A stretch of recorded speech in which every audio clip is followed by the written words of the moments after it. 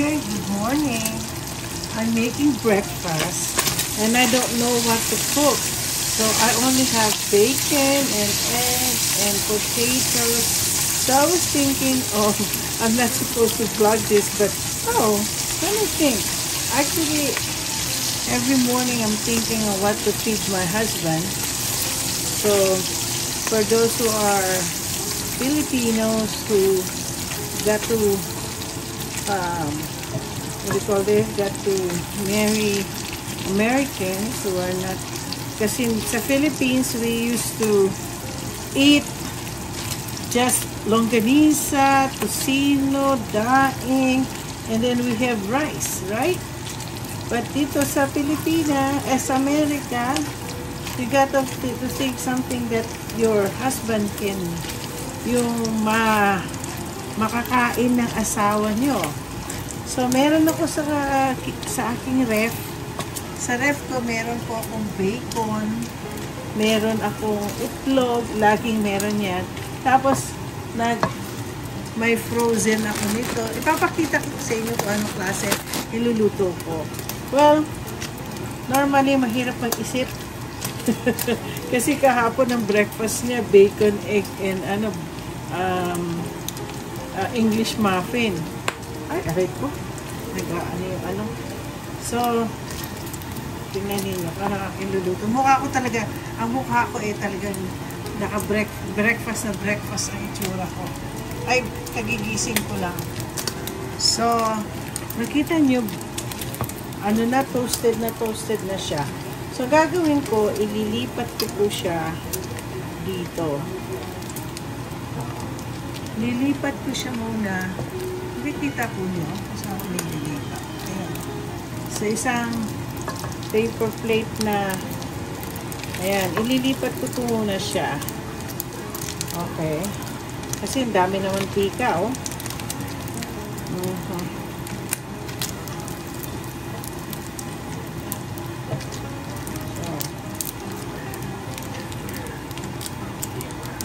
Alam mo, may isa pa akong breakfast na gustong mapag-aralan. Tinatanong ko si Ansoy kung paano gawin yung gravy. Kasi gumagawa siya ng southern Ngayon, sa nalipat na doon, ngayon, pabawasan ko, ang dami kasing mantika. Actually, ito mantika na to, yan ako muna. Linisin natin. So, meron pang So, nilinis ko po. Tinanggal ko yung mga dyan. So, maglalagay tayo konti ulit.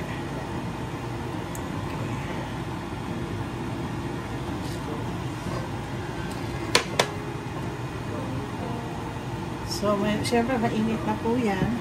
Lagyan natin ng garlic.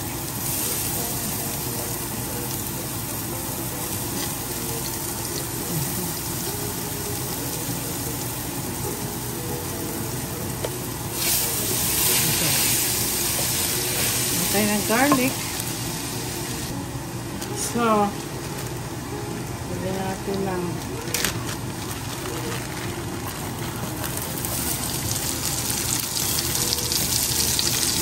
sibuyas.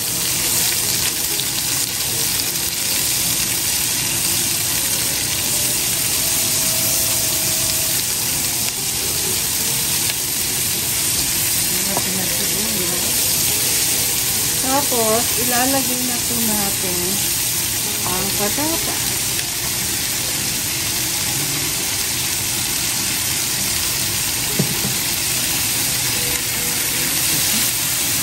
Slow fire natin.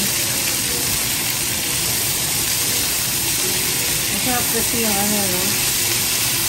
sabay initan. Ngayon, ipapainit natin. Madali, roasted potato. Yan yung ginagamit ko pag gumagawa ng baked potato. So, lalagay natin para lahat yan maluluto. So, lalagyan ko ng green bell pepper. Frozen pa siya.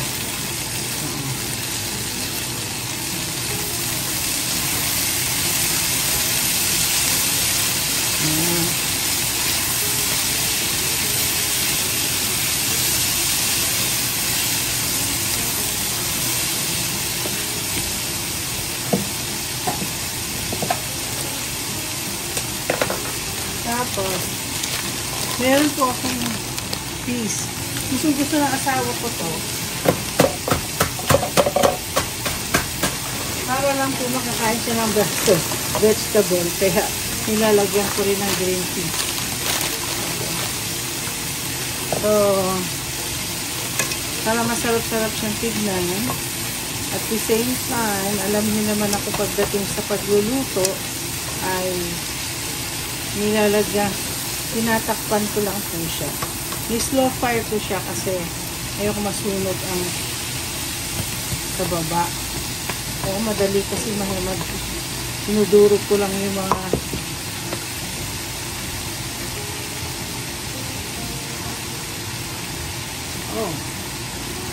bagong lahat, lalagyan natin siya ng konting salt.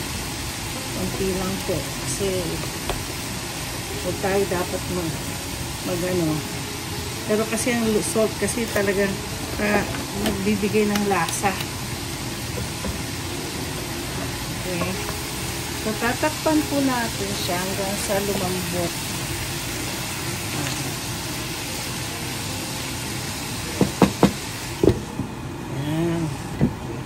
Tatakpan po muna natin yan.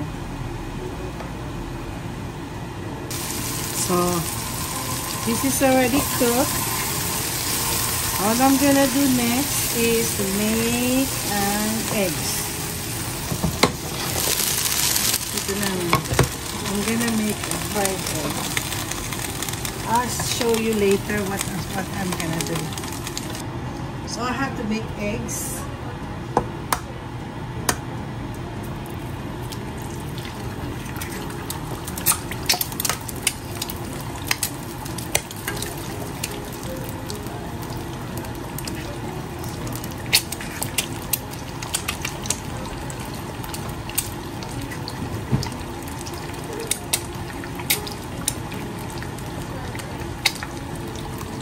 So my husband wants his eggs well done.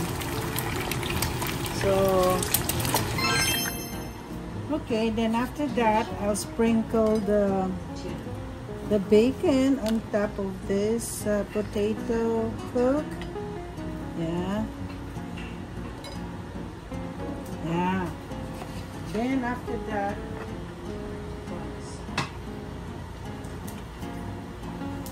and then I'll put the eggs on top of it. O, diba? On top of that is the eggs.